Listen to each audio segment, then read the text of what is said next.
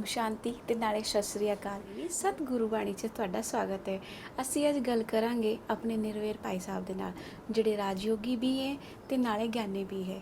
ਇਹਨਾਂ ਨੂੰ ਗਿਆਨ 'ਚ ਆਏ ਹੋਏ 60 ਵਰਸ਼ ਹੋ ਗਏ ਵੇ। ਆइए ਗੱਲ ਕਰਦੇ ਆ ਨਿਰਵੈਰ ਭਾਈ ਨਾਲ। ओम शांति। परम प्रिय परम पिता परम शिक्षक परम सतगुरु शिव बाबा दी अति प्यारी संतान, खासकर पंजाबी भाषा जानन वाले मेरे अति प्रिय भाइयों और बहनों, ओम शांति, नमस्ते, सत श्री अकाल। ਅੱਜ ਤੁਹਾਡੇ ਨਾਲ ਅਸੀਂ ਪੰਜਾਬੀ 'ਚ ਗੱਲ ਕਰਾਂਗੇ, ਪਰ ਗੱਲ ਕਰਾਂਗੇ ਗਿਆਨ ਦੀ, ਪਰਮਾਤਮਾ ਦੇ ਬਾਰੇ 'ਚ, ਯੋਗ ਦੇ ਬਾਰੇ 'ਚ, ਅਲੱਗ-ਅਲੱਗ ਸਥਿਤੀ ਕਿਸ ਤਰ੍ਹਾਂ ਅਨੁਭਵ ਕਰੀਦੀ ਹੈ, ਔਰ ਉਹਦੇ ਵਾਸਤੇ ਖਾਸ ਕਾਰੋਬਾਰ ਦੇਖ ਰਹੀ ਸਾਡੀ ਅਤੀ ਪਿਆਰੀ ਸਿਸਟਰ ਕਵਿਤਾ ਬਹਿਨ, ਉਹ ਸਾਡੇ ਨਾਲ ਹੈ ਔਰ ਉਹ ਪ੍ਰਸ਼ਨ ਪੁੱਛੇਗੀ ਔਰ ਮੈਂ ਹਰ ਇੱਕ ਪ੍ਰਸ਼ਨ ਦਾ ਜਿੱਥੋਂ ਤਾਈਂ ਹੋ ਸਕਿਆ ਮੈਂ ਪੰਜਾਬੀ 'ਚ ਤੁਹਾਨੂੰ ਜਵਾਬ ਦਿਆਂ। ਵਿਅਕਤ 'ਚ ਔਰ ਅਵਿਅਕਤ ਜਿਹੜੀ ਸਥਿਤੀ ਹੁੰਦੀ ਉਹ 'ਚ ਕੀ ਅੰਤਰ ਆ, ਤੁਸੀਂ ਸਾਨੂੰ ਇਹ ਦੱਸੋ। ਤਾਂ ਬੜੀ ਲੰਬੀ ਕਹਾਣੀ ਹੈ ਜੀ। सन 1959 'ਚ मैं ईश्वरी ज्ञान और सहज राजयोग की शिक्षा बॉम्बे च लई जी। और साकार ब्रह्मा बाबा माउंट आबू सी ते जुलाई 59 च उन्हां नूं मिलन वास्ते आया सी जी। और उन्हां नूं मिलन दे समय जो दृष्टि बाबा ने दी उस वेले उस दृष्टि दे द्वारा जो प्रकंपन वाइब्रेशन जो उस वेले महसूस हुए जी। उस वेले सचमुच ये लग्या कि ब्रह्मा बाबा दे मस्तक ते शिव बाबा स्वयं विराजमान है और इतना प्यार नाल बाबा ने देखा, इतना प्यार भरी दृष्टि देती और इतनी शक्तिशाली वाइब्रेशन सी जी। तो वो अनुभव करदिया ही मन चा जिस दी खोज सी वो परम पिता परमात्मा मेरे सन्मुख अज मिल रहा ही और मैनू बड़ा ही उहदा नशा जिस तरह चढ़ गया जी। और फिर उस तो बाद 10 साल ताईं साकार बाबा दे नाल मिलना जुलना भी रहा। उन्हां दी डायरैक्शन दे अनुसार मैं अपना लौकिक कारोबार छड्ड करके पूरा ईश्वरी सेवा च भी लग गया और 10 साल पूरे हुए 18 जनवरी 1969 बाबा ने अपनी पार्थिव देह का त्याग किया और उस वेले बहुत सारे सवाल सी कि हुण सानू गाइड कौन करेगा। पहले तो असी कोई भी गल होए तो बाबा कोलों पुछ लेंदे सी, लेकिन देखा कि बाबा दे अव्यक्त होने दे तीसरे दिन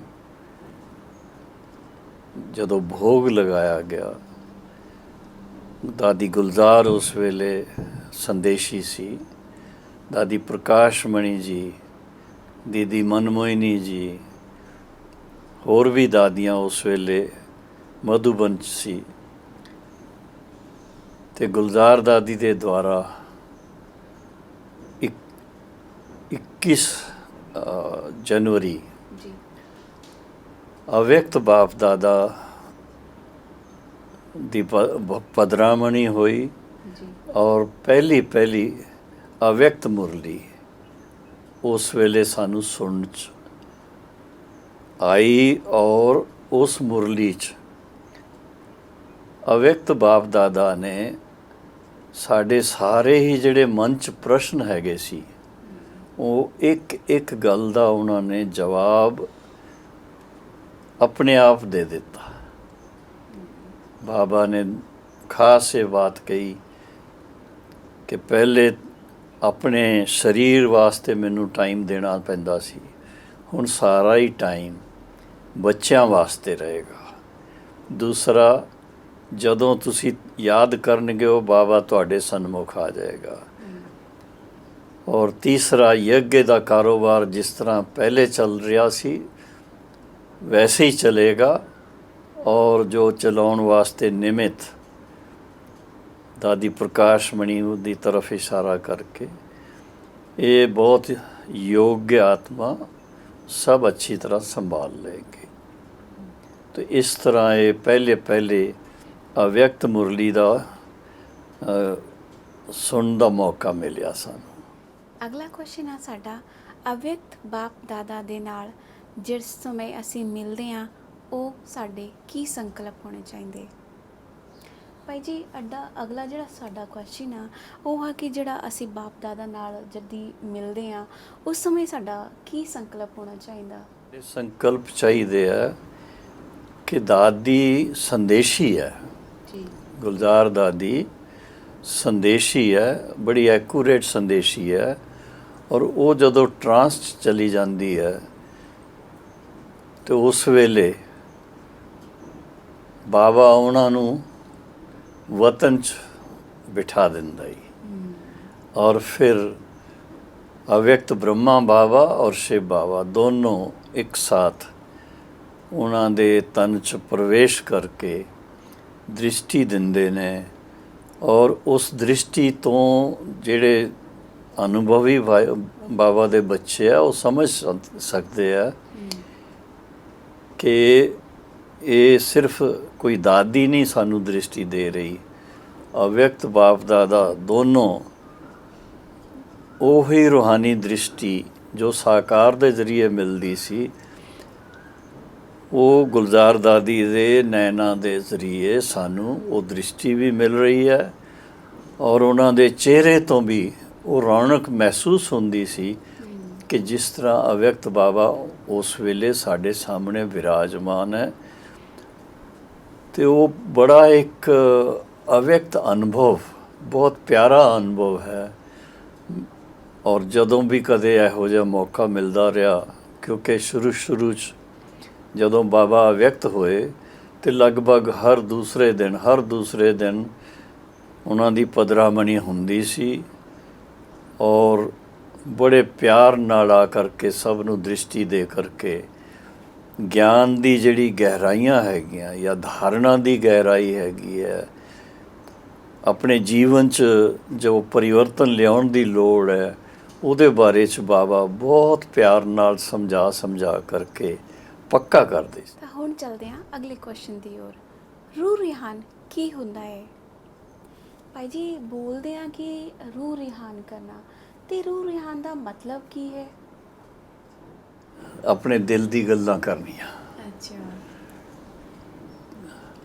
ਇੱਕ ਹਸੀ ਦੀ ਗੱਲ, ਸਾਡੇ ਪੰਜਾਬ ਦੀ ਤਰਫੋਂ ਦਿੱਲੀ ਰਹਿਣ ਵਾਲੇ ਪਰ ਪੰਜਾਬੀ ਮਾਤਾ ਗੁੜਗਾਉਂ ਰਹਿੰਦੀ ਸੀ, ਹੋਰ ਵੀ ਉਹਨਾਂ ਦੇ ਨਾਲ ਕੁਝ। ਤੇ ਜਦੋਂ ਬਾਬਾ ਨੂੰ ਮਿਲਣ ਆਉਂਦੀਆਂ ਸੀ, ਸਾਕਾਰ ਬਾਬਾ ਨੂੰ, ਤੇ ਆਪਣੇ ਨਾਲ ਕੁਝ ਗੁੜ, ਚਾਵਲ, ਕੁਝ ਹੋਰ ਇਸ ਤਰ੍ਹਾਂ ਚੀਜ਼ਾਂ ਲੈ ਕੇ ਆਉਂਦੇ ਸੀ। ਤੇ ਉਹਨਾਂ ਦੀ ਇੱਕ ਗੱਲ ਯਾਦ ਹੈ, ਤੇ ਬਾਬਾ ਨੇ ਉਹਨੂੰ ਪੁੱਛ ਲਿਆ, ਬਾਬਾ ਨੂੰ ਕਿਸ ਤਰ੍ਹਾਂ ਯਾਦ ਕਰਦੇ ਹੋ? ਕਹਿੰਦੀ ਬੜਾ ਸਹਿਜ ਹੈ। ਮੈਂ ਤਾਂ ਕਹਿੰਦੀ ਹਾਂ ਬਾਬਾ ਮੈਂ ਤੈਨੂੰ ਯਾਦ ਕਰਾਂ, ਤੂੰ ਮੈਨੂੰ ਯਾਦ ਕਰ। ਭੋਲੀ ਵਾਲੀ ਮਾਤਾ ਨੇ ਸਿੱਧੀ ਸਿੱਧੀ ਗੱਲ ਦੱਸ ਦਿੱਤੀ। ਤਾਂ ਰੂਹ ਰੂਹਾਨ ਦਾ ਮਤਲਬ ਹੀ ਹੈ ਕਿ ਜੋ ਅਸੀਂ ਬਾਬਾ ਦੇ ਨਾਲ ਮਨ ਹੀ ਮਨ 'ਚ ਗੱਲਬਾਤ ਆਪਣੀ ਸੁਣਾਈਏ ਜੀ ਔਰ ਫਿਰ ਇੰਤਜ਼ਾਰ ਕਰੀਏ ਕਿ ਬਾਬਾ ਕੀ ਉਹਦਾ ਜਵਾਬ ਦਿੰਦੇ ਨੇ, ਔਰ ਉਹਦੇ 'ਚ ਦੇਖਣਗੇ ਉਹ ਕਿ ਤੁਹਾਡੀ ਆਪਣੀ ਜਿਹੜੀ ਸਥਿਤੀ ਹੈ ਉਹ ਸਾਕਾਰੀ ਦੁਨੀਆ ਤੋਂ ਉਪਰਾਮ ਹੋ ਜਾਂਦੀ ਹੈ, ਅਵਿਅਕਤ ਸਥਿਤੀ ਬਣ ਜਾਂਦੀ ਹੈ। ਔਰ ਉਸ ਵੇਲੇ ਅਵਿਅਕਤ ਸਥਿਤੀ 'ਚ ਸਭ ਤੋਂ ਪਹਿਲੇ ਤਾਂ ਇਹ ਫਾਇਦਾ ਹੀ ਕਿ ਦੁਨੀਆ ਦੇ ਆਡੰਬਰਾਂ ਦੀ ਕੋਈ ਚਿੰਤਾ ਨਹੀਂ ਹੁੰਦੀ ਹੈ, ਕੋਈ ਕਿਸੇ ਦੇ ਬੋਲ ਚਾਲ ਦੀ ਗੱਲ ਨਾ ਅੱਛੀ ਲੱਗੇ ਉਹ ਵੀ ਮਨ 'ਚੋਂ ਚਲੀ ਜਾਂਦੀ ਹੈ। ਇੱਕ ਹੀ ਗੱਲ ਸਾਹਮਣੇ ਰਹਿੰਦੀ ਹੈ, ਵਾਹ ਵਾਹ ਵਾਹ ਮੈਂ ਤੈਨੂੰ ਪਾ ਲਿਆ ਔਰ ਹੁਣ ਮੈਂ ਤੁਹਾਨੂੰ ਕਦੀ ਨਹੀਂ ਛੱਡਣਾ, ਸਦਾ ਤੁਹਾਡੇ ਗਲੇ ਮਿਲਦੇ ਰਹਿਣਾ ਹੀ, ਔਰ ਸਦਾ ਹੀ ਤੁਹਾਡੇ ਕੋਲੋਂ ਨਜ਼ਰ ਮਿਲਾ ਕਰਕੇ ਆਪਣੇ ਆਤਮਾ ਨੂੰ ਸ਼ਕਤੀਸ਼ਾਲੀ ਬਣਾਉਂਦੇ ਰਹਿਣਾ ਹੀ, ਔਰ ਜੋ ਤੁਹਾਡੀ ਆਗਿਆ ਹੈ ਉਸ ਆਗਿਆ ਨੂੰ ਸਿਰ ਮਾਥੇ ਪਾਲਨ ਕਰਨਾ ਹੀ। ਤੇ ਬੜੇ ਪਿਆਰ ਨਾਲ ਬਾਬਾ ਨਾਲ ਜਿਸ ਤਰ੍ਹਾਂ ਜਿਗਰੀ ਗੱਲਾਂ ਕਰੀਦੀਆਂ ਹੀ।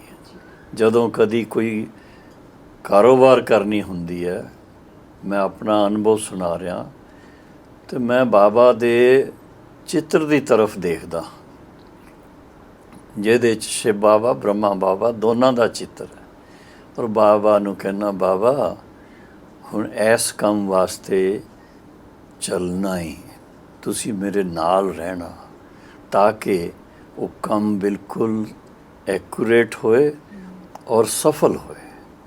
ਔਰ ਅੱਜ ਦਿਨ ਤਾਈਂ ਛੋਟੇ ਤੋਂ ਛੋਟੇ ਵੱਡੇ ਤੋਂ ਵੱਡੇ ਕਾਰੋਬਾਰ 'ਚ ਮੈਂ ਦੇਖਿਆ ਕਿ ਬਾਬਾ ਕਿਸ ਤਰ੍ਹਾਂ ਮੈਨੂੰ ਹਰ ਕਦਮ 'ਤੇ ਗਾਈਡ ਕਰਦਾ ਹੈ ਔਰ ਸਫਲਤਾ ਪ੍ਰਾਪਤ ਕਰਾਉਂਦਾ ਹੈ, ਕਿਉਂਕਿ ਬਾਬਾ ਨੇ ਬੜੇ ਪਿਆਰ 'ਚ ਸ਼ੁਰੂ ਦੇ ਵਿੱਚ ਹੀ ਇਹ ਵਰਦਾਨ ਦੇ ਦਿੱਤਾ ਸੀ ਕਿ ਜੋ ਵੀ ਬਾਬਾ ਦੇ ਸਰਵਿਸੇਬਲ ਬੱਚੇ ਹੈ, ਯੋਗ ਯੁਕਤ ਬੱਚੇ ਹੈ, ਗਿਆਨੀ ਤੋਂ ਆਤਮਾ ਬੱਚੇ ਹੈ, ਉਹਨਾਂ ਵਾਸਤੇ ਹਰ ਕਦਮ 'ਚ ਸਫਲਤਾ ਤੁਹਾਡਾ ਈਸ਼ਵਰੀ ਜਨਮ ਸਿੱਧ ਅਧਿਕਾਰ ਹੈ।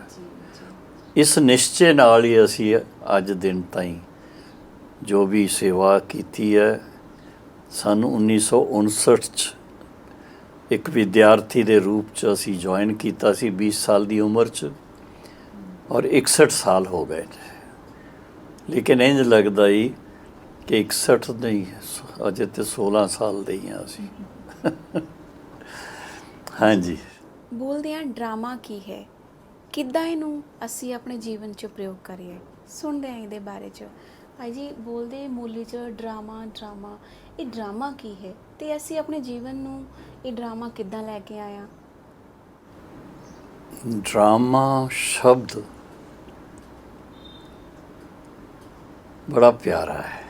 ਜੀ ਕਦੀ ਕਦੀ ਆਪਣੇ ਲੌਕਿਕ ਘਰ 'ਚ ਜੀ ਛੋਟੇ ਬੱਚੇ ਥੋੜਾ ਨਾਰਾਜ਼ ਹੋ ਜਾਣਗੇ, ਜੀ ਹਾਂ ਰੁੱਸ ਜਾਣਗੇ, ਦੁੱਧ ਨਹੀਂ ਪੀਣਗੇ, ਰੋਟੀ ਨਹੀਂ ਖਾਣਗੇ, ਤੇ ਮਾਂ-ਬਾਪ ਕਿਸ ਤਰ੍ਹਾਂ ਪਿਆਰ ਨਾਲ ਉਹਨਾਂ ਨੂੰ ਮਨਾਉਂਦੇ ਨੇ। ਜੀ ਜੀ ਜੀ ਤੇ ਉਸ ਵੇਲੇ ਮਾਂ-ਬਾਪ ਦੇ ਮੁਖ ਤੋਂ ਇਹੀ ਨਿਕਲਦਾ, ਤੂੰ ਬੜਾ ਡਰਾਮਾ ਕਰ ਰਿਹਾ ਹੈ, ਕਿੰਨੀ ਵਾਰ ਕਰਦਾ ਰਹੇਗਾ। ਜੀ ਜੀ ਤੇ ਡਰਾਮਾ ਸ਼ਬਦ ਜਿਹੜਾ ਹੀ ਜੀ ਇਹਦਾ ਕਨੈਕਸ਼ਨ ਹੈਗਾ ਹੀ ਕਿ ਅਸੀਂ ਸਭੀ ਜੀਵਾਤਮਾ ਜਿੰਨੇ ਵੀ ਹੈ, ਜੀ ਸਮਝੋ ਸਤਯੁਗ 'ਚ ਥੋੜ੍ਹੇ ਹੁੰਦੇ ਆ, ਕੁਝ ਲੱਖ ਹੁੰਦੇ ਆ, ਜੀ ਔਰ ਹੁਣ ਕਲਯੁਗ ਦੇ ਅੰਤ ਤੇ 700 ਕਰੋੜ ਹੈਗੇ ਆ। ਪਰ ਤੁਸੀਂ ਦੇਖੋ ਕਿ ਹਰੇਕ ਆਤਮਾ ਇੱਕ ਦਾ ਪਾਰਟ ਨਾ ਮਿਲੇ ਦੂਸਰੇ ਨਾਲ। ਜੀ ਟਵਿਨਸ ਪੈਦਾ ਹੁੰਦੇ ਆ, ਜੋੜੇ ਬੱਚੇ ਜਿਹਨਾਂ ਨੂੰ ਕਹਿੰਦੇ ਆ, ਜੋੜੇ ਬੱਚੇ ਪੈਦਾ ਹੁੰਦੇ ਆ, ਦੋਨਾਂ ਦੀ ਸ਼ਕਲ ਬੜੀ ਆਪਸ 'ਚ ਇੱਕੋ ਜਿਹੀ ਮਿਲਦੀ ਹੈ, ਜੀ ਫਿਰ ਵੀ ਇੱਕ ਨੂੰ ਮਿੱਠਾ ਅੱਛਾ ਲੱਗੇਗਾ, ਦੂਸਰੇ ਨੂੰ ਨਮਕੀਨ ਅੱਛਾ ਲੱਗੇਗਾ। ਜੀ ਜੀ। ਤੇ ਦੋਨਾਂ ਦੇ ਸੰਸਕਾਰ ਅਲੱਗ-ਅਲੱਗ ਹੈਗੇ ਆ। ਔਰ ਇਸ ਤੋਂ ਤੁਸੀਂ ਸਮਝ ਸਕਦੇ ਹੋ ਕਿ ਇਸ ਡਰਾਮਾ ਕਿਹਾ ਜਾਂਦਾ ਹੈ ਸਾਰੇ ਵਿਸ਼ਵ ਦਾ ਜਿਹੜਾ ਚੱਕਰ ਹੈ, ਜੀ ਸਤਯੁਗ ਦੇ ਆਦਿ ਤੋਂ ਲੈ ਕਰਕੇ ਸਤਯੁਗ, ਫਿਰ ਤ੍ਰੇਤਾ ਯੁਗ, ਫਿਰ ਦੁਆਪਰ ਯੁਗ, ਜੀ। ਫਿਰ ਕਲਯੁਗ, ਔਰ ਕਲਯੁਗ ਤੋਂ ਬਾਅਦ ਇਹ ਪਰਿਵਰਤਨ ਦੇ ਵਾਸਤੇ ਇਨ ਬਿਟਵੀਨ ਸੰਗਮ ਯੁਗ, ਜਿਹਨੂੰ ਕਹਿੰਦੇ ਪੁਰਸ਼ੋਤਮ ਸੰਗਮ ਜੀ ਯੁਗ। ਜੀ ਤੇ ਇਹ 5000 ਸਾਲ ਦਾ ਜਿਹੜਾ ਇੱਕ ਸਾਈਕਲ ਹੈ, ਜੀ ਇਸ ਨੂੰ ਬਾਬਾ ਨੇ ਬੜਾ ਅੱਛਾ ਨਾਂ ਦਿੱਤਾ ਹੈ, ਗਲੋਬਲ ਹਿਸਟਰੀ ਐਂਡ ਜੀਓਗ੍ਰਾਫੀ, ਜਾਂ history and geography of world drama. ਜੀ। ਹਿਸਟਰੀ ਵੀ ਔਰ ਜੀਓਗ੍ਰਾਫੀ ਵੀ। ਔਰ ਉਸ ਦੇ ਬਾਰੇ 'ਚ ਬਾਬਾ ਨੇ ਬੜੇ ਪਿਆਰ ਨਾਲ ਸਮਝਾਇਆ ਕਿ ਜਦੋਂ ਤੁਸੀਂ ਕੋਈ ਵੀ ਕਰਮ ਕਰਦੇ ਹੋ ਤਾਂ ਕਰਮ ਕਰਨ ਤੋਂ ਪਹਿਲੇ ਤੁਹਾਨੂੰ ਆਜ਼ਾਦੀ ਹੈਗੀ ਹੈ ਅੱਛਾ। ਕਿ ਜੋ ਵੀ ਤੁਸੀਂ ਸ੍ਰੇਸ਼ਟ ਸੰਕਲਪ ਕਰਕੇ ਕਰਮ ਕਰਨਗੇ ਹੋ ਤੇ ਸ੍ਰੇਸ਼ਟ ਕਰਮ ਹੋਏਗਾ। ਕੋਈ ਬਾਈ ਚਾਂਸ ਮਾਇਆ ਦੇ ਸੰਕਲਪ ਦੇ ਕਾਰਨ ਕੋਈ ਨੈਗੇਟਿਵ ਕਰਮ ਕਰਨਗੇ ਹੋ ਤੇ ਉਹਦਾ ਜਾਣਦੇ ਹੋ ਫਿਰ ਕੀ ਰਿਜ਼ਲਟ ਨਿਕਲੇਗੀ। ਤੇ ਦੋਨੋਂ ਚੀਜ਼ਾਂ ਉਹਨੂੰ ਦੇਖ ਕਰਕੇ ਕਹੀਏ ਇਹ ਡਰਾਮਾ 'ਚ ਹੈ, ਪੋਜ਼ਿਟਿਵ ਵੀ ਹੈ, ਨੈਗੇਟਿਵ ਵੀ ਹੈ। ਲੇਕਿਨ ਜਦੋਂ ਪੁਰਸ਼ੋਤਮ ਸੰਗਮ ਯੁੱਗ ਆਉਂਦਾ ਹੀ ਜੀ ਔਰ ਪਰਮ ਪਿਤਾ ਪਰਮਾਤਮਾ ਸ਼ਿਵ ਫਿਰ ਆਪਣੇ ਵਾਅਦੇ ਅਨੁਸਾਰ ਇਸ ਸ੍ਰਿਸ਼ਟੀ ਤੇ ਆਉਂਦੇ ਨੇ ਔਰ ਬ੍ਰਹਮਾ ਬਾਪ ਦੇ ਦੁਆਰਾ, ਜੀ ਉਹਨਾਂ ਦੇ ਸਾਕਾਰ ਮਾਧਿਅਮ ਦੇ ਦੁਆਰਾ ਫਿਰ ਸਾਨੂੰ ਉਹ ਗਿਆਨ ਦਿੰਦੇ ਨੇ, ਸਮਝ ਦਿੰਦੇ ਨੇ।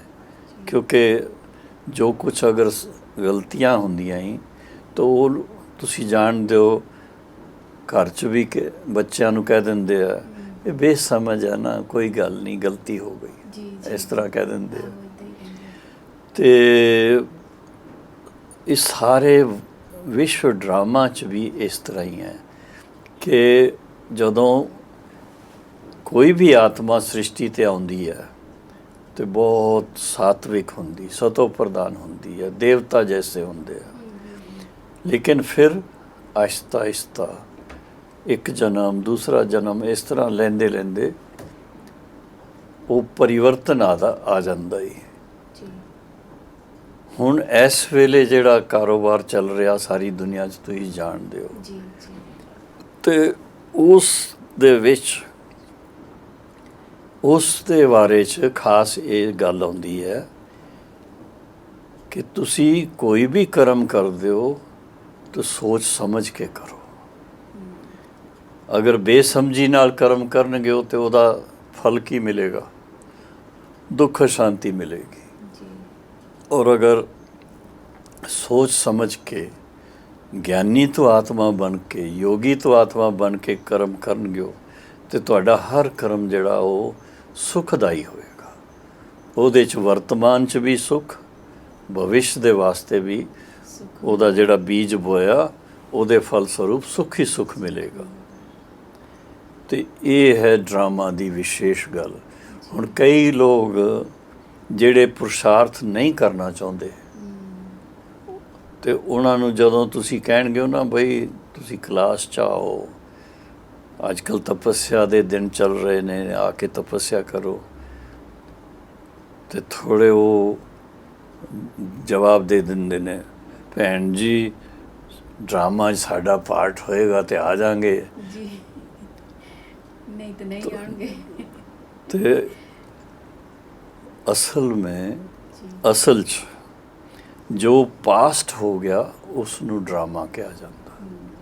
ਅੱਗੇ ਵਾਸਤੇ ਜੋ ਕੁਛ ਅਸੀਂ ਕਰਨਾ ਹੀ ਉਹਦੇ ਵਾਸਤੇ ਸਾਨੂੰ ਗਿਆਨ ਮਿਲਿਆ ਹੀ, ਜੀ ਔਰ ਗਿਆਨ ਦੇ ਨਾਲ ਨਾਲ ਸਹਿਜ ਰਾਜ ਯੋਗ ਦੀ ਸਿੱਖਿਆ ਮਿਲੀ ਹੈ ਤਾਂ ਕਿ ਅਸੀਂ ਆਪਣੇ ਅੰਦਰ, ਹੁਣ ਇਸ ਨੂੰ ਅਸੀਂ ਦੁਨਿਆਵੀ ਡਰਾਮਾ 'ਚ ਲੈ ਚਲੀਏ ਥੋੜ੍ਹਾ, ਜੀ ਬਿਲਕੁਲ। ਕਿ ਦੁਨੀਆ 'ਚ ਜਿਹੜੇ ਡਰਾਮਾ ਬਣਦੇ ਨੇ ਉਹਦੀ ਸਟੋਰੀ ਹੁੰਦੀ ਹੈ।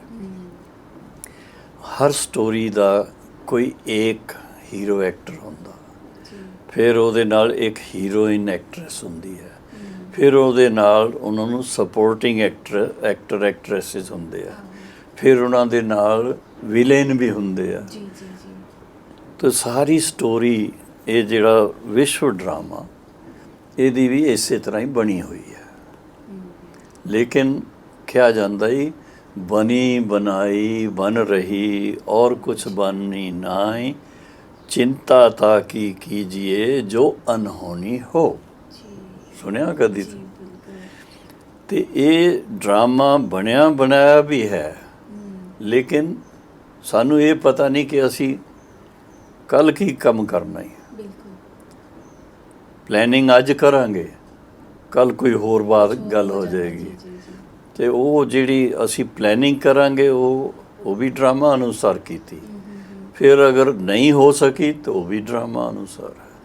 तो ड्रामा तो हो गई पूरी कहानी जी, आद तो अंत ताईं।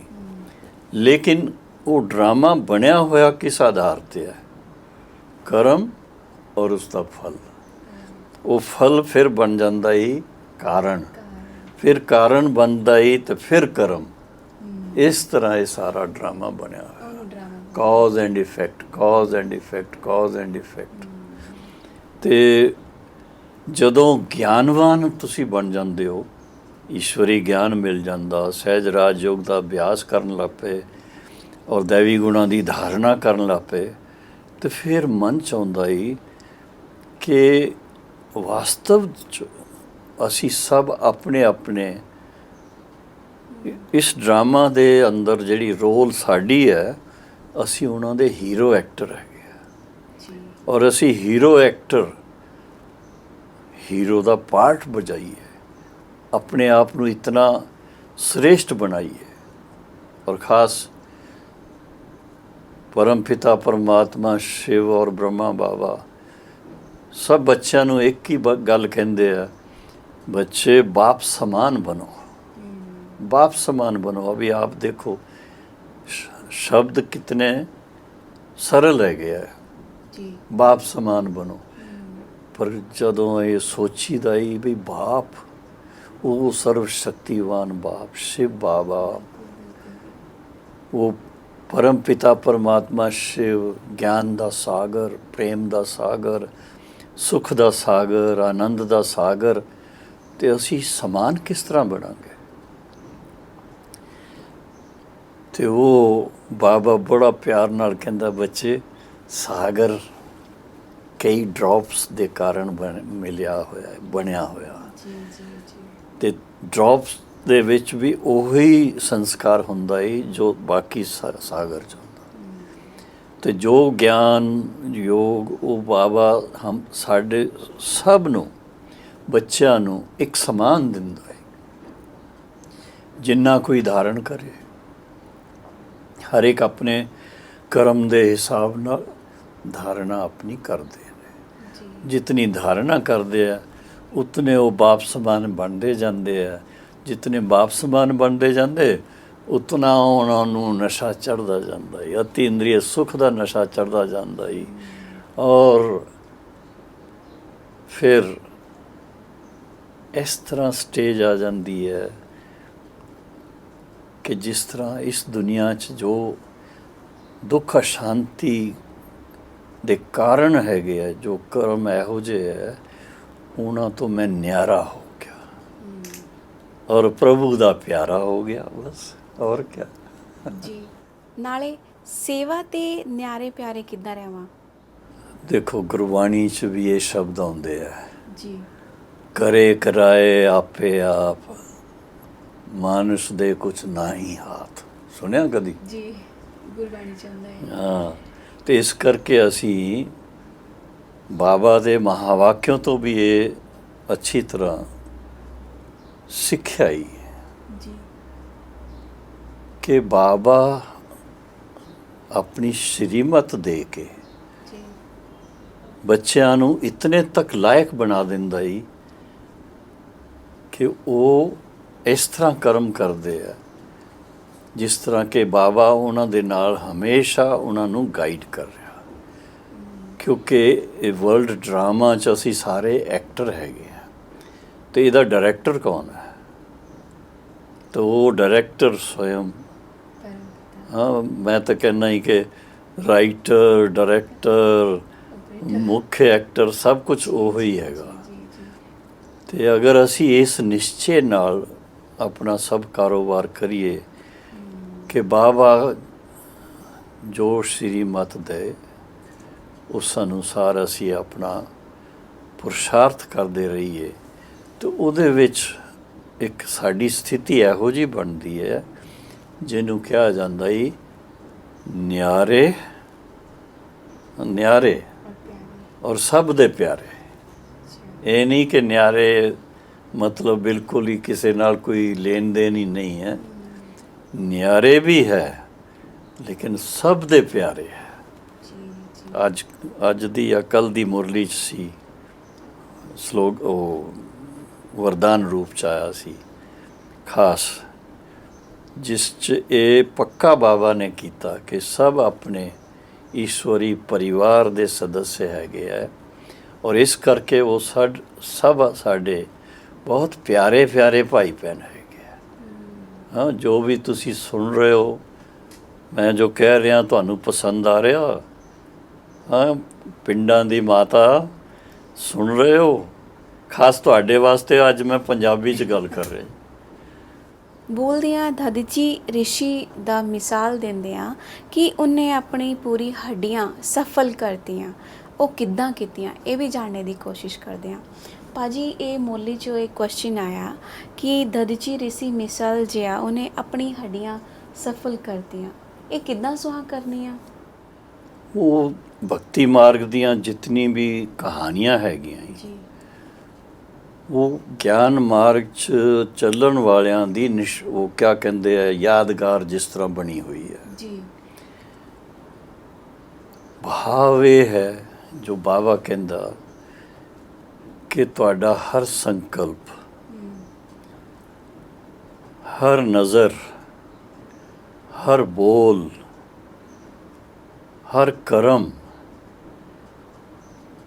ਈਸ਼ਵਰੀ ਗਿਆਨ, ਈਸ਼ਵਰੀ ਨਿਯਮ, ਈਸ਼ਵਰੀ ਮਰਿਆਦਾ ਉਸ ਦੇ ਅਨੁਕੂਲ ਕਰਨ ਦੀ ਆਵਸ਼ਕਤਾ ਹੈ।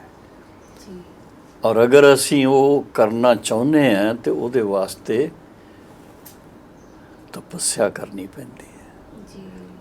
ਕਿਉਂਕਿ ਇੱਕ ਦੁਨੀਆ 'ਚ ਮਸ਼ਹੂਰ ਹੈ ਬਈ ਹੋਰ ਗੱਲਾਂ ਤਾਂ ਸਭ ਸਹਿਜ ਹੈਗੀਆਂ, ਇਹ ਮਨ ਰੂਪੀ ਘੋੜਾ ਹੀ ਨਾ ਜਿਹੜਾ,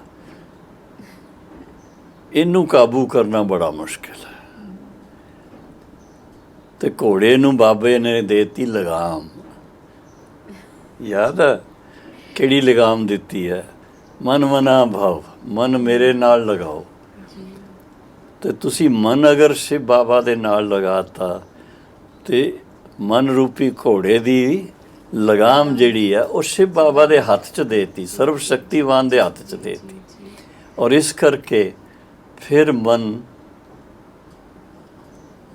ਅਮਨ, ਹਾਂ ਜਿਹਨੂੰ ਕਹਿੰਦੇ ਮਨ ਅਮਨ ਹੋ ਜਾਂਦਾ, ਉਹਨੂੰ ਸ਼ਾਂਤੀ ਹੋ ਜਾਂਦੀ, ਬੜਾ ਸ਼ਾਂਤ, ਬੜਾ ਆਨੰਦ 'ਚ ਰਹਿੰਦਾ ਹੀ। ਔਰ ਉਸ ਕਰਕੇ ਕੋਈ ਵੀ ਇਹੋ ਜਿਹੀ ਸਥਿਤੀ ਨਹੀਂ ਆਉਂਦੀ ਜਦੋਂ ਮਨ ਵਿਚਲਿਤ ਹੋਏ। ਫਿਰ ਅਗਰ ਆਪਣੇ ਆਪ ਨੂੰ ਭੁੱਲ ਜਾਈਏ, ਆਪਣੇ ਆਤਮ ਸਰੂਪ ਨੂੰ ਭੁੱਲ ਜਾਈਏ, ਸ਼ਿਵ ਬਾਬਾ ਦੇ ਨਾਲ ਸਾਡਾ ਜਿਹੜਾ ਇਤਨਾ ਗਹਿਰਾ ਪਿਆਰ ਦਾ ਬਾਪ ਔਰ ਬੱਚੇ ਦਾ ਸੰਬੰਧ ਹੈ, ਉਸ ਨੂੰ ਭੁੱਲ ਜਾਈਏ ਅਤੇ ਮਨ ਫਿਰ ਦੇਹ ਅਭਿਮਾਨ 'ਚ ਆ ਜਾਏਗਾ। ਦਇਆ ਦ੍ਰਿਸ਼ਟੀ ਦੀ ਬਜਾਏ ਦੇਹ ਦ੍ਰਿਸ਼ਟੀ ਆ ਜਾਏਗੀ, ਔਰ ਫਿਰ ਦੇਹ ਦ੍ਰਿਸ਼ਟੀ ਦੇ ਕਾਰਨ ਦੇਹ ਅਭਿਮਾਨ ਆਏਗਾ। ਦੇਹ ਅਭਿਮਾਨ ਦੇ ਕਾਰਨ ਪੰਜੋ ਹੀ ਵਿਕਾਰ ਸਾਰੇ ਜੀਵਨ 'ਚ ਆ ਜਾਣਗੇ, ਜਿਹਦੇ ਵਾਸਤੇ ਦੇਖੋ ਅਸੀਂ ਸਦੀਆਂ ਤੋਂ ਗੁਰਦੁਆਰੇ 'ਚ ਜਾ ਕਰਕੇ, ਮੰਦਰਾਂ 'ਚ ਜਾ ਕਰਕੇ ਕੀ ਪ੍ਰਾਰਥਨਾ ਕਰਦੇ ਸੀ? ਹੇ ਵਾਹਿਗੁਰੂ, ਸਾਨੂੰ ਕਾਮ, ਕ੍ਰੋਧ, ਲੋਭ, ਮੋਹ, ਅਹੰਕਾਰ ਤੋਂ ਬਚਾਉਣਾ। ਹੁਣ ਤੁਸੀਂ ਪ੍ਰਾਰਥਨਾ ਤੁਸੀਂ ਵੀ ਕੀਤੀ ਹੈ, ਅਸੀਂ ਵੀ ਕੀਤੀ ਹੈ। ਜਦੋਂ ਉਹਨਾਂ ਨੇ ਇਹ ਸੁਣਿਆ ਹੀ ਔਰ ਹੁਣ ਉਹਦਾ ਜਵਾਬ ਦੇ ਰਿਹਾ ਕਿ ਠੀਕ ਹੈ, ਮੈਂ ਬਚਾਉਣ ਵਾਸਤੇ ਤੁਹਾਨੂੰ ਇੱਕ ਰਸਤਾ ਦੱਸ ਦਿੰਦਾ ਹੀ, ਔਰ ਰਸਤਾ ਹੈ ਕਿ ਤੁਸੀਂ ਮੈਨੂੰ ਆਪਣੇ ਮਨ 'ਚ ਸਦਾ ਸਾਥੀ ਬਣਾ ਲਓ, ਵਾਹਿਗੁਰੂ ਨੂੰ ਆਪਣਾ ਸਾਥੀ ਬਣਾ ਲਓ, ਤਾਂ ਹੀ ਉਹ ਫਿਰ ਕਿਹਾ ਜਾਏਗਾ ਵਾਹਿਗੁਰੂ ਨਾਮ ਜਹਾਜ਼ ਹੈ, ਚੜੇ ਸੋ ਉਤਰੇ ਪਾਰ, ਜੋ ਸ਼ਰਧਾ ਕਰ ਸੇਵੰਦੇ, ਗੁਰ ਪਾਰ ਉਤਾਰਨ ਹਾਰ। ਬਹੁਤ ਅੱਛੀ ਗੱਲ ਕੀਤੀ ਤੁਸੀਂ ਜੀ। ਆਪਣੀ ਸਥਿਤੀ ਨੂੰ ਕਿੱਦਾਂ ਸ਼ਕਤੀਸ਼ਾਲੀ ਅਸੀਂ ਬਣਾਵਾਂ ਭਾਜੀ? ਆ ਸਾਡੀ ਜੇ ਸਥਿਤੀ ਹੁੰਦੀ ਉਹ ਅਨਬੈਲੈਂਸ ਹੋ ਜਾਂਦੀ, ਕਦੇ ਕਦੇ ਬੈਲੈਂਸ ਵੀ ਹੁੰਦੀ, ਤੇ ਜਿਹੜੀ ਸਾਡੀ ਸਥਿਤੀ ਆ ਉਹਨੂੰ ਕਿੱਦਾਂ ਅਸੀਂ ਸ਼ਕਤੀਸ਼ਾਲੀ ਬਣਾਈਏ? ਉਹਦੇ ਵਾਸਤੇ ਥੋੜ੍ਹਾ ਆਪਣੇ ਆਪ ਦੇ ਨਾਲ ਪਿਆਰ ਕਰਨਾ ਸਿੱਖ ਲਓ। once you start loving thyself, ਅਸੀਂ ਦੂਸਰਿਆਂ ਨੂੰ ਦੇਖਦੇ ਹਾਂ, ਇਸ ਕਰਕੇ ਸਥਿਤੀ ਉੱਪਰ ਨੀਚੇ ਹੁੰਦੀ ਹੈ। ਔਰ ਬਾਬਾ ਨੇ ਕੀ ਕਿਹਾ ਹੀ? ਬਾਬਾ ਨੇ ਕਿਹਾ ਹੀ ਸੀ ਫਾਦਰ ਓਨਲੀ, ਕਿਉਂਕਿ ਬਾਬਾ ਦੀ ਸਥਿਤੀ ਕਦੀ ਉੱਪਰ ਨੀਚੇ ਨਹੀਂ ਹੁੰਦੀ ਹੈ। ਅੱਛਾ, ਫਿਰ ਉਸ ਤੋਂ ਬਾਅਦ ਭੈਣਾਂ ਨੂੰ ਦੇਖਦੇ ਆ ਤਾਂ ਕਹਿੰਦੇ ਸੀ ਮਦਰ ਓਨਲੀ, ਮੰਮਾ ਦੀ ਸਥਿਤੀ ਸਦਾ ਇੱਕ ਰਸ ਸੀ।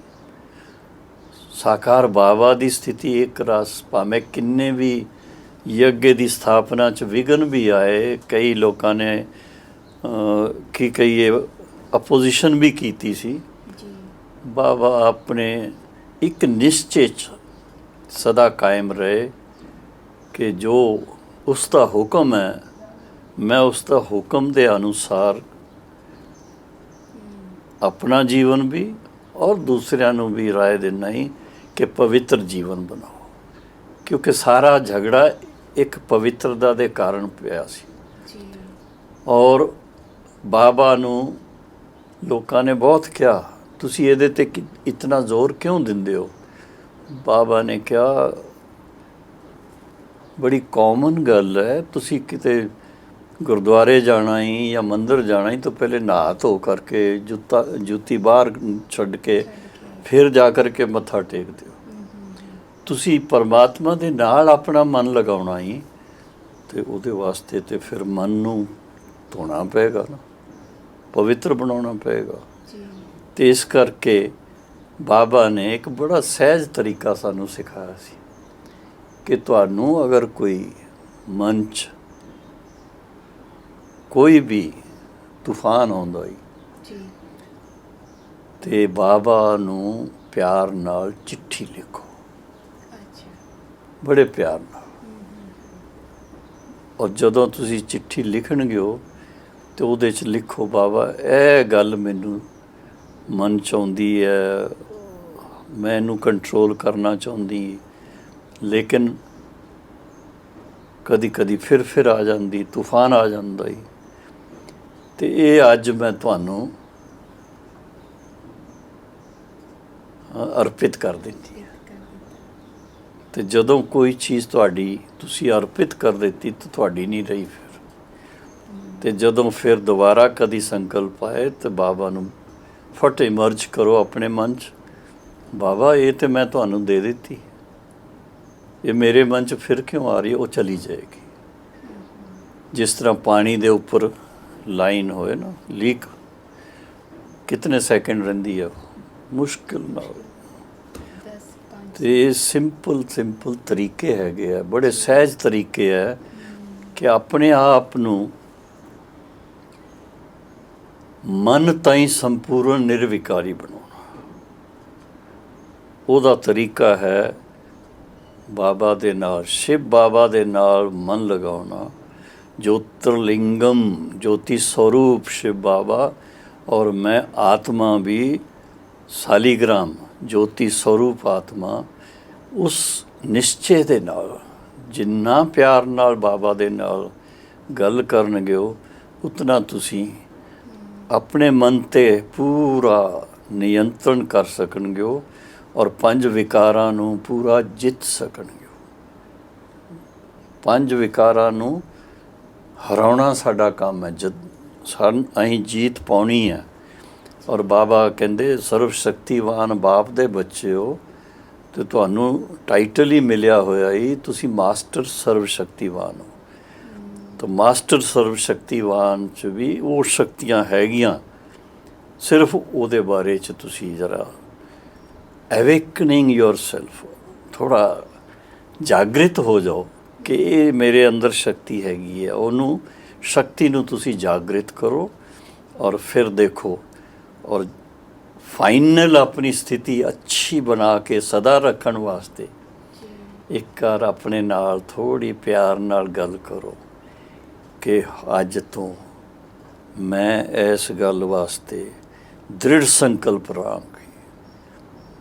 ਕੋਈ ਵੀ ਹੈ, ਭਾਈ ਹੋਏ ਭੈਣ ਹੋਏ, ਲੇਕਿਨ ਜੋ ਗੱਲ ਨਹੀਂ ਕਰਨੀ ਹੈ ਤੇ ਦ੍ਰਿੜ ਸੰਕਲਪ। ਹੁਣ ਮੈਂ ਤੁਹਾਨੂੰ ਮਿਸਾਲ ਦੇ ਰਿਹਾ, ਦੇਖੋ ਕਦੀ ਕਦੀ ਘਰ 'ਚ ਬੱਚੇ ਛੋਟੇ ਹੁੰਦੇ ਆ, ਰੋਣ ਲੱਗ ਪੈਂਦੇ ਆ, ਕੁਝ ਹੋਰ ਕਰਨ ਲੱਗ ਪੈਂਦੇ ਆ।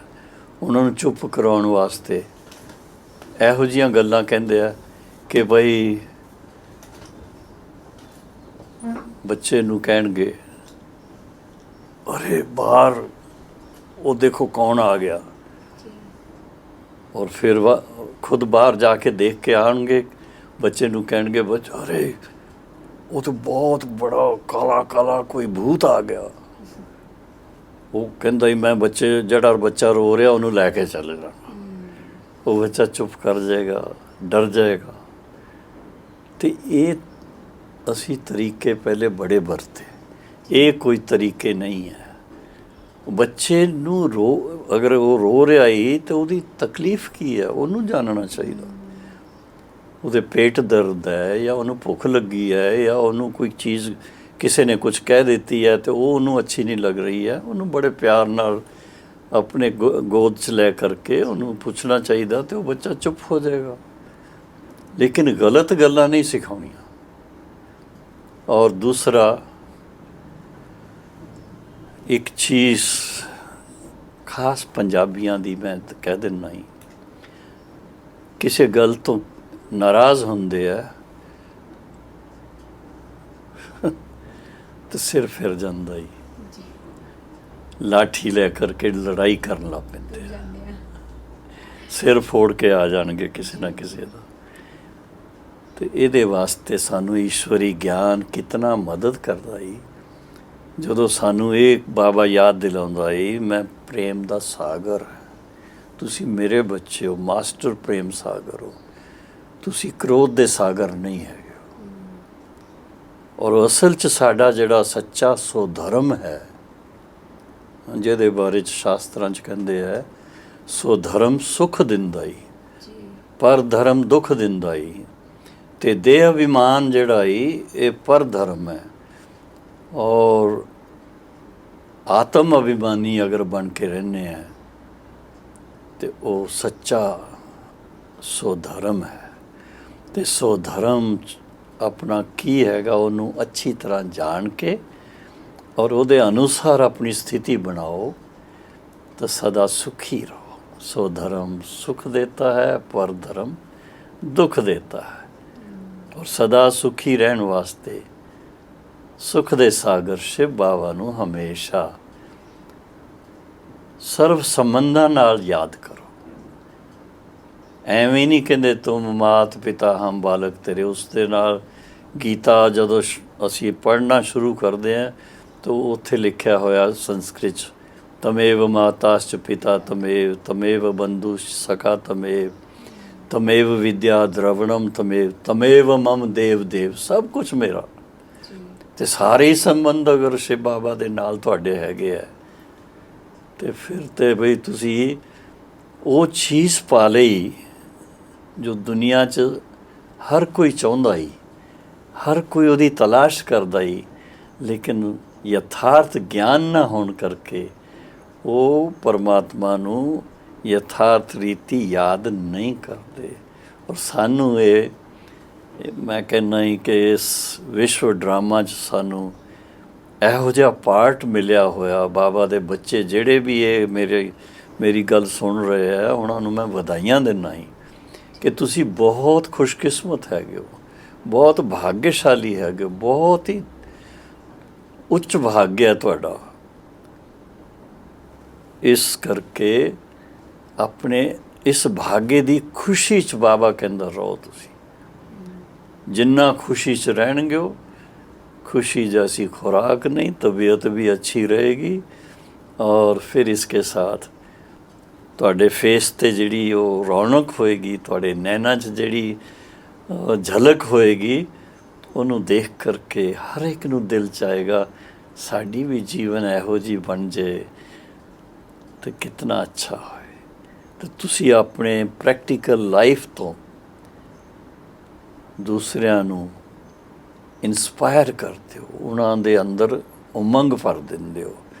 ਔਰ ਫਿਰ ਦੋ ਸ਼ਬਦ ਬੜੇ ਪਿਆਰ ਨਾਲ ਬਾਬਾ ਨੇ ਕਿਹਾ, ਜਦੋਂ ਵੀ ਕਿਸੇ ਨੂੰ ਮਿਲੋ ਤੇ ਪਿਆਰ ਨਾਲ मीठे भाई मीठी बहन कह करके मिठाई खिलाओ उनको। ओके, ओम शांति।